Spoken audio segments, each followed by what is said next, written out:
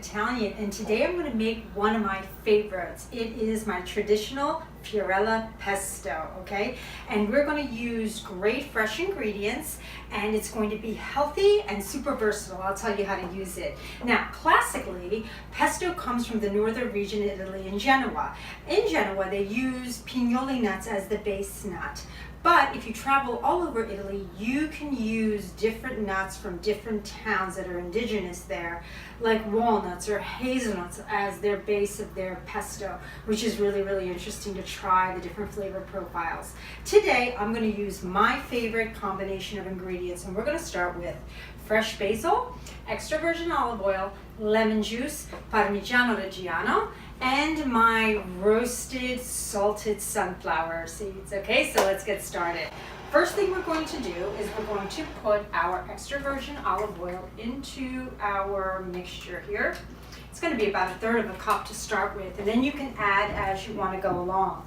Now, then I'm going to put my basil leaves there first, okay, because these will be the easiest to liquefy. If you started with your nuts or if you started with the sunflower seeds, the blender would take a little bit more time and energy to blend. So it's best to do with these ingredients first, okay, and we're going to put those babies in.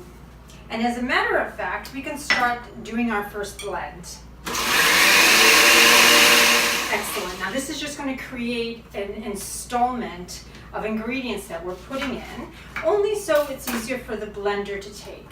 Then we're going to put lemon in there, and this lemon is going to have a twofold effect. It is not only going to add vitamin C, but it's going to keep the basil gorgeous and green in case you have a dinner party and you're serving. All right, there we are. That's great. You can hold your pits in there. All right, that's wonderful. Then a little dash of sea salt as you go, and then we're going to blend again.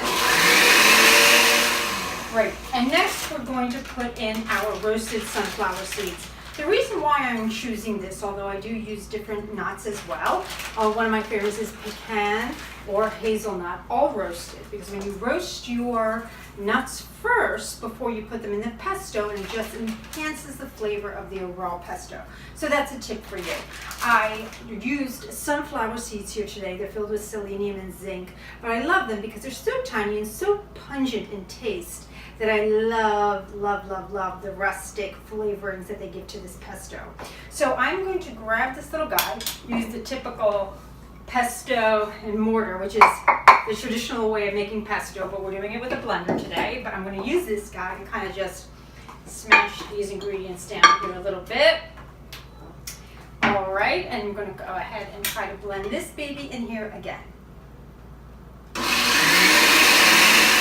There we are, and we are done. So we're going to get our beautiful green pesto, and we're going to get it right out here, and this can stay in the refrigerator for about 6 to 7 days, and you could use this to not only dress your pasta, but dress your proteins and dress your vegetables. I love making Brussels sprouts or broccoli with this pesto, and then another sprinkle of Parmigiano Reggiano cheese. It's going to be simply delicious. Also, if you add a little bit more olive oil to it and lemon, you can dress your salad as well, or keep the consistency smooth and use it as a condiment on your sandwiches. So there's so many different ways to use pesto. This is my favorite recipe, and I hope you try it and love it. Living in Italian. See you soon.